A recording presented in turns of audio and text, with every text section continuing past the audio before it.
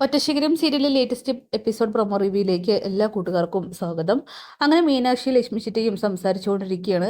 ഈ ലക്ഷ്മി ചിറ്റയാണെങ്കിൽ മീനാക്ഷിയോട് ചോദിക്കുന്നുണ്ട്, മോൾക്ക് കല്ലുമുൾ ഉണ്ടായതിനു ശേഷം എത്ര നഷ്ടങ്ങളാണ് സംഭവിച്ചിരിക്കുന്നത്.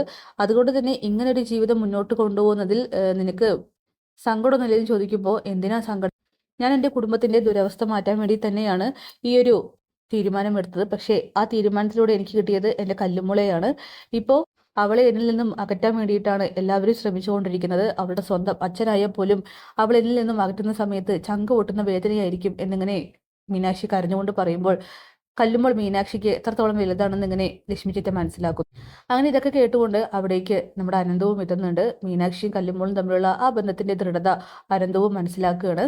പിന്നെ ലക്ഷ്മി ചിറ്റ പറയുന്നുണ്ട്, സങ്കടപ്പെടുന്നരുത്, എന്തായാലും കല്ലുമോളി നമ്മൾ വിട്ടുകൊടുക്കൊന്നുമില്ല. അങ്ങനെ അമ്മയും മകളും തമ്മിലുള്ള അല്ലെങ്കിൽ കുഞ്ഞും തമ്മിലുള്ള വൈകാരികമായിട്ടുള്ള ബന്ധം തകർക്കാനൊന്നും ആർക്കും കഴിയില്ല എന്നൊക്കെ പറയുമ്പോൾ മീനാക്ഷി പറയുന്നുണ്ട്, അവരിന്നല്ലെങ്കിൽ നാളെ ഉറപ്പായിട്ടും എൻ്റെ കല്ലുമോളെ എന്നിൽ നിന്നും അകറ്റും.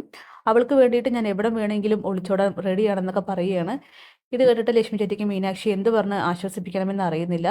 അങ്ങനെ പിറ്റേ ദിവസം മീനാക്ഷിയും കുഞ്ഞും കളിച്ചുകൊണ്ടിരിക്കുകയാണ്. അപ്പോഴാണ് അമ്മയെ അമ്മയെന്ന് വിളിച്ചുകൊണ്ട് അവിടേക്ക് അമ്പിളി വളരെ ദേഷ്യത്തോട് കൂടിയിട്ടും എന്തൊക്കെയോ സങ്കടങ്ങൾ കൊണ്ട് അങ്ങോട്ട് കയറി വരുന്നത്. മീനാക്ഷി ആണെങ്കിൽ അറിയാതെ അവൾക്ക് മുന്നിലേക്ക് ചെന്ന് പെടുന്നുണ്ട്. അമ്പിളി ആവട്ടെ എന്തോ വഴക്കിട്ടിട്ട് വന്ന ലക്ഷണമാണ് കാണുന്നത്. അങ്ങനെ മീനാക്ഷി ചോദിക്കുന്നുണ്ട്, അമ്പിളി ചേച്ചി അല്ലേ എന്ന്. ആ അതെ, ആരാണെന്ന് ഇങ്ങനെ ചോദിക്കുകയാണ്. എന്തായാലും മീനാക്ഷി അമ്പിളിയെ പരിചയപ്പെടുന്ന ആ ഒരു കാര്യങ്ങളൊക്കെ കാണിച്ചുകൊണ്ടാണ് പ്രൊമോ അവസാനിക്കുന്നത്. കാത്തിരിക്കാൻ നമുക്ക് നാളത്തെ കിടിലൻ എപ്പിസോഡിനായിട്ട്. Bye bye.